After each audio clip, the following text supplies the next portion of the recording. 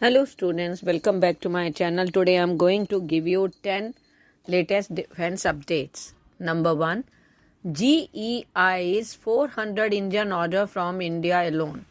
General Electronic Company's internal forecast from its major cash cow engine business puts India as one of the foremost markets from where it is expecting double-digit growth for India's homegrown fighter jets program in the next 10 to 15 years. The F-414 equipped with Tejas Mk2 and TED-BF program will be driving major sales for the company, which Indian Air Force is planning to place an order for 108 units of Tejas Mk2 in the first batch and another 60 to 70 units in later stages. TED-BF program will also see the induction of 45 jets, which will increase to 100 units post 2035. Next, India's silent backing might help in its nuclear submarine programs. AUKUS partnership with Australia, UK, US for the supply of nuclear-powered submarines and local manufacturing of a new class of nuclear-powered submarines might benefit India in the long term, since it has remained silent on this deal. But India's support helped block Beijing and Moscow plans to prohibit the transfer of nuclear technology to Australia.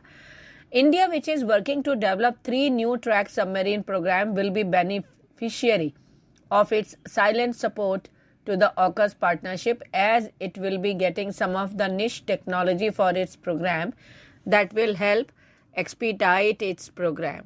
Next, private firm to make Ceramic Radome for missiles and jets in India.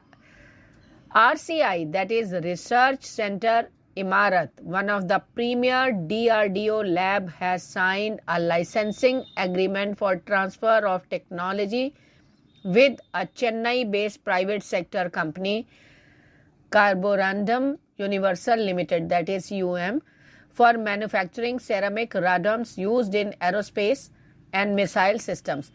In a press statement, CUML said that ceramic radome technology is widely regarded as cutting-edge missile technology around the world because missiles experience extremely high surface temperatures while traveling through the atmosphere. Ceramic is thought to be an ideal radome material to ensure reliability and accuracy.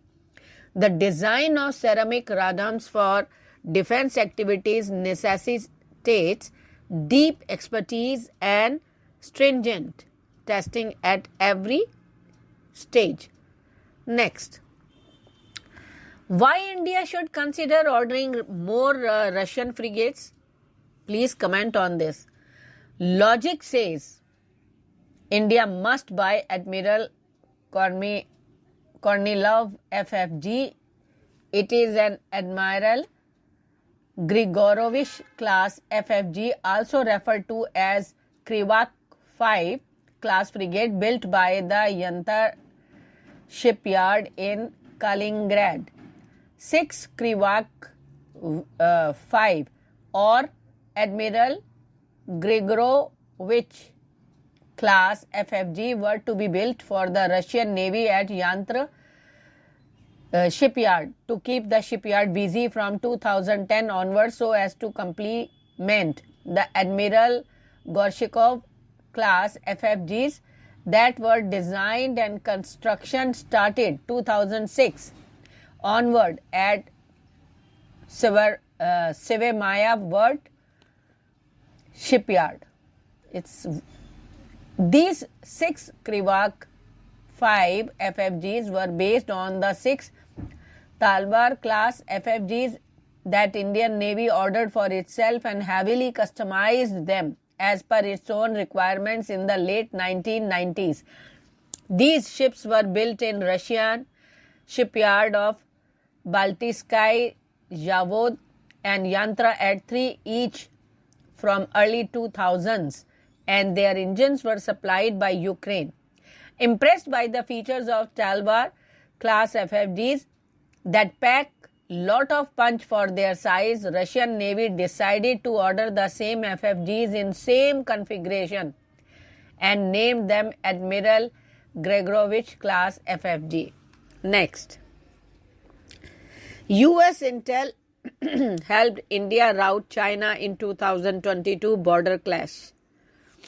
India was able to repel a Chinese military incursion in contested border territory in the high Himalayas last year due to unprecedented intelligence sharing with the US military. US news has learned an act that caught China's People's Liberation Army forces off guard and raged Beijing and appears to have forced the Chinese Communist Party to reconsider its approach to land grabs along its borders. The US government for the first time provided real-time details to its Indian counterparts of the Chinese positions and force strength in advance of a PLA incursion, says a source familiar with the previously unreported US intelligence review of the encounter into the Arunachal Pradesh region. Next, comment. Hitting two birds with one aircraft? Can it be? Please comment. Gripen is a multi-role fighter aircraft by Sweden-based Saab AB company. It is in service with countries such as Sweden, the Czech Republic, Hungary, South Africa, Thailand, Brazil, and United Kingdom. Gripen can fill the requirement of two contemporary acquisition programs for IAF, thereby reducing the duration for acquisition and increasing the squadrons of fighter aircraft. Next, ISRO set to launch LVM-III rocket with 36 OneWeb satellites from Sriharikota on March 26. ISRO on Monday said that the launch of the vehicle LVM, that is Launch Vehicle Mark III, OneWeb India 2 mission is scheduled for March 26, 2023. The mission launch will take place from Satish Dhawan Space Center in Sriharikota, Andhra Pradesh. The official social media handle of ISRO took to Twitter and said, LVM-III MP3 OneWeb India 2 mission. The launch is scheduled for March 26 at 9 hours IST from the second launch pad at SDSC SHAR Sriharikota. Next, Sukhoi Jet suffers technical snag during landing at Pune airport. Probe is on. A Sukhoi 30 Mk-1 fighter jet of the Indian Air Force had to engage an arrestor barrier to stop the aircraft because of inadequate deceleration experienced by the pilots due to a technical snag on Monday, said the IAF. The incident, which basically involved the use of a speed control technique, took place in the morning at the Air Force Station in Lohegaon in Pune after a routine training sortie, and a probe has been ordered. Next, Twitter accounts blocked in India of several pro-Khalistani leaders. Pro-Khalistan Twitter accounts have been withheld in India.